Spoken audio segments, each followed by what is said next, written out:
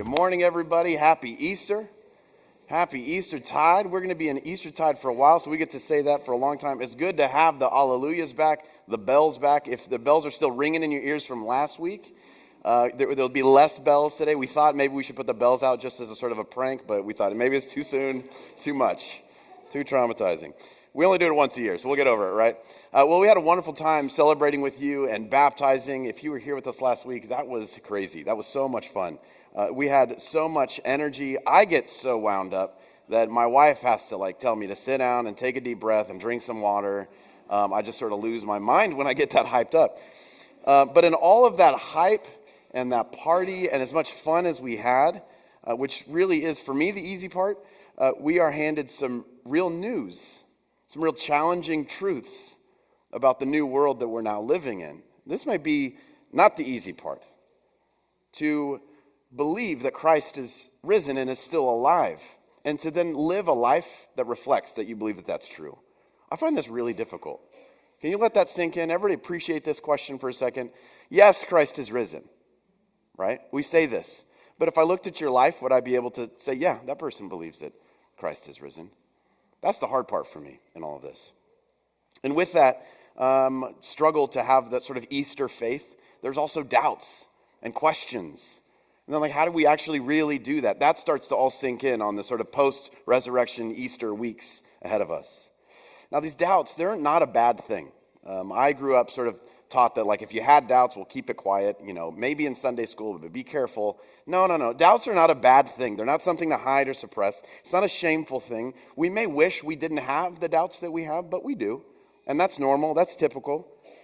I've found personally in my own life that doubts are often an invitation to ask deeper questions. It's actually, in my experience, an invitation from God to say, no, have better answers, Shawn. Think more carefully.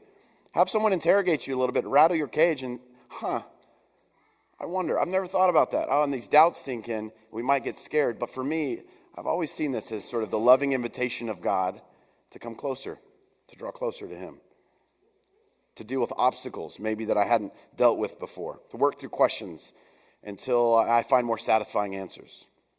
Having doubts does not make you a bad Christian. Can I say that? It makes you a Christian. I mean, if you don't have doubts, I got doubts, all right? But if you have doubts, then you're doing something right. And a lack of doubt doesn't make you a smarter person as a Christian. Doubts are simply an indication that you have questions, which is good. Or realize that you have maybe a partial view of something, and you need to seek some more understanding. That's good. Either way, doubts are this opportunity to dialogue with God, to pray. Actually. Now, we tend to pick on Thomas, right? You guys know where I'm going with this. We always tend to pick on Thomas in John 20 in this section that we've read and heard read today. But to be fair to Thomas, didn't every disciple have questions and doubts? We pick on him, but he's nothing special, especially among the disciples, and maybe especially in this room. Of course, with me, he's not special at all. I can totally relate to this.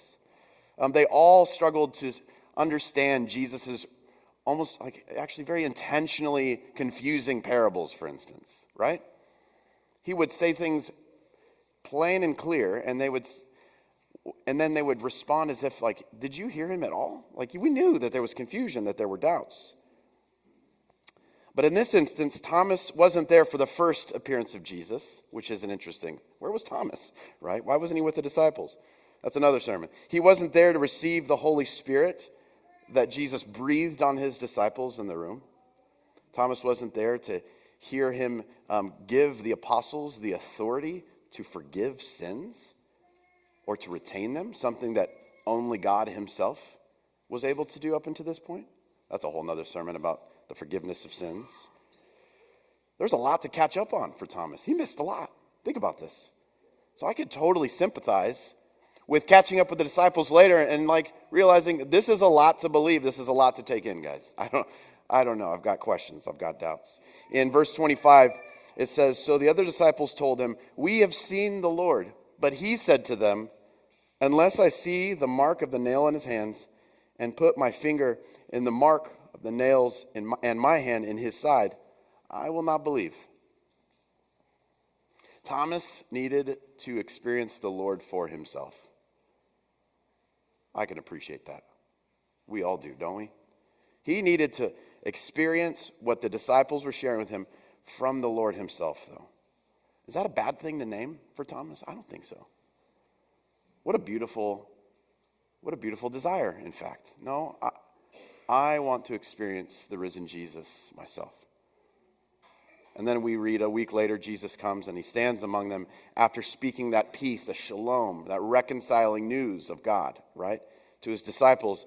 Jesus then does this really compassionate, really remarkable thing. He turns to Thomas, and we know out of love, he turns to Thomas and addresses him personally, knowing what was in Thomas's heart, knowing the things that he was carrying around, the questions, maybe the doubts. Jesus, in love, turns to Thomas, and he gives him what he needed in order to believe. How kind is this? Is this the God that we believe in? The God that when you have doubts, is this how you envision God turning to you? In love and compassion? Hearing you and saying, you need this? Here you go. If this leads to belief. That strikes me as incredibly kind, right? So compassionate. And he shows Thomas the trophies of his victory, as Thomas Aquinas puts it, his wounds. He shows him, allows him to touch them, put his hands in his side. And Thomas's answer is one of the most profound confessions in the entire gospel. My Lord and my God. My Lord and my God. Now we can pause for a second here and notice that Jesus did not give to Thomas an intellectual argument for his bodily resurrection, although he could have.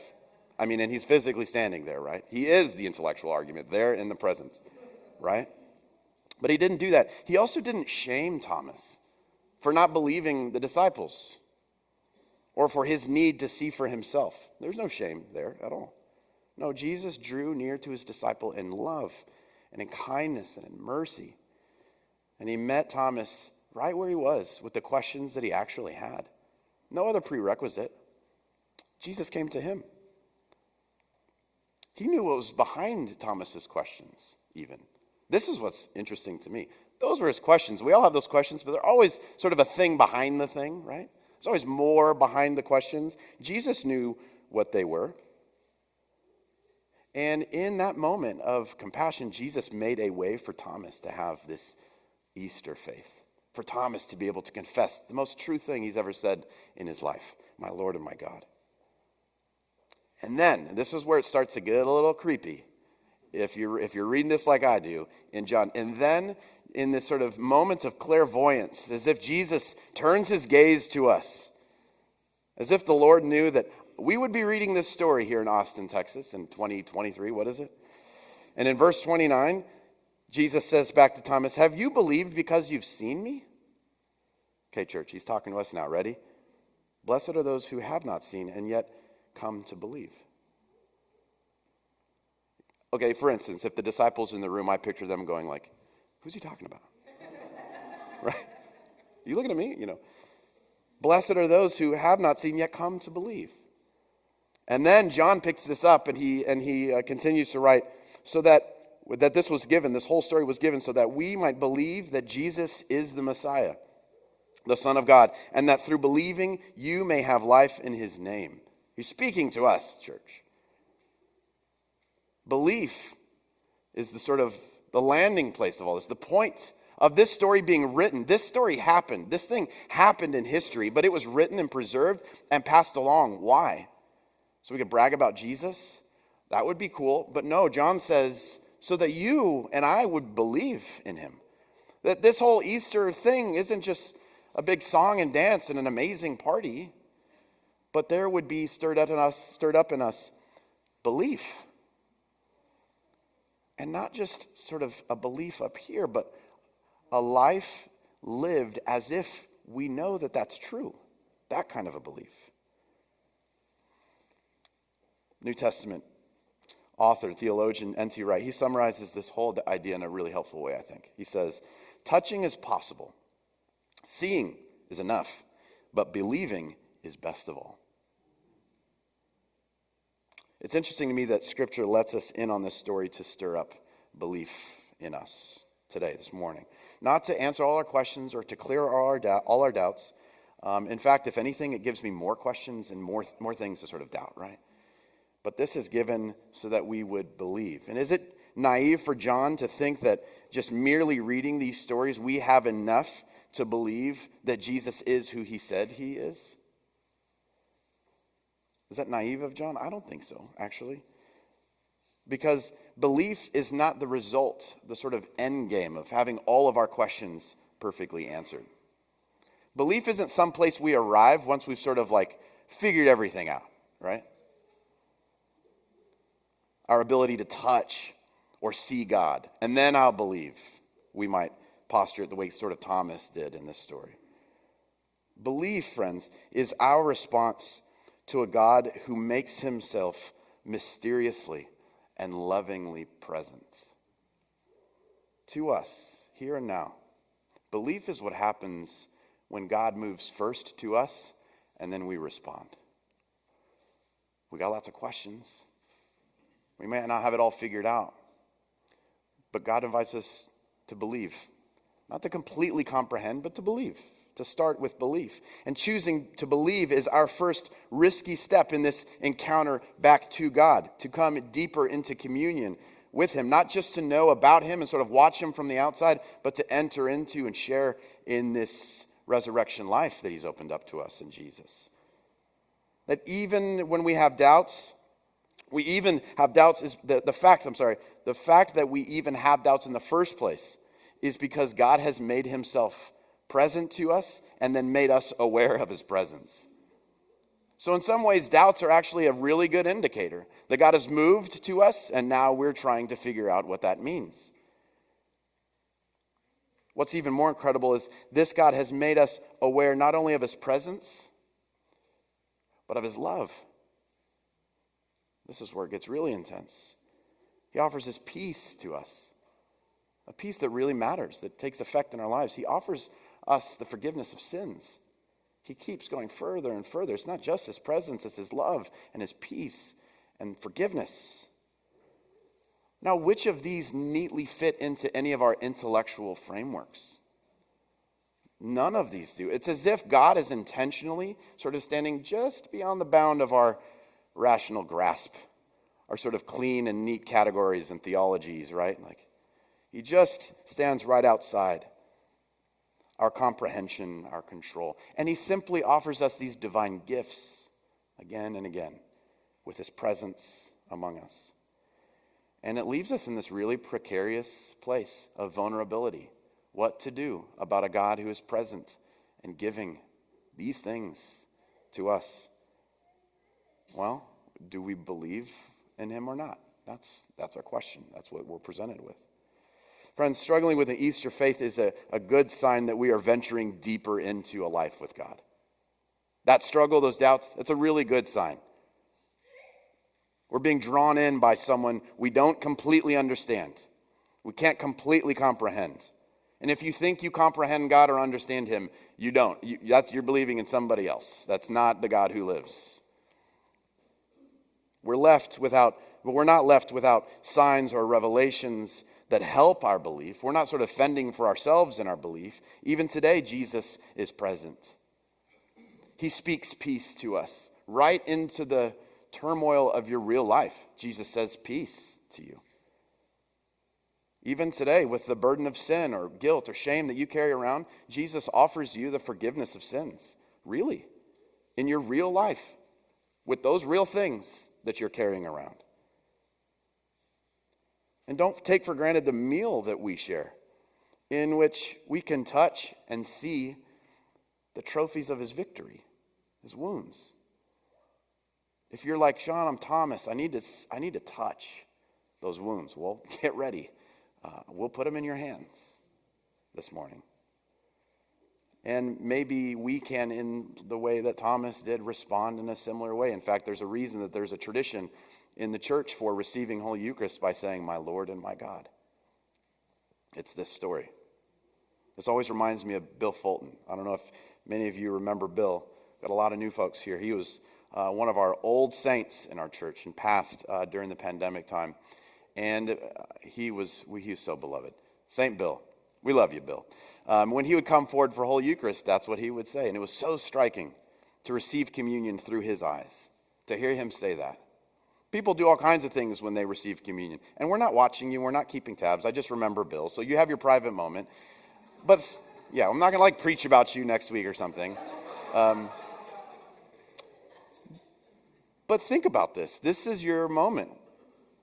Touching the wounds of Jesus, coming in contact with a God who stands right outside your understanding, but still comes to you lovingly and offers you his wounds.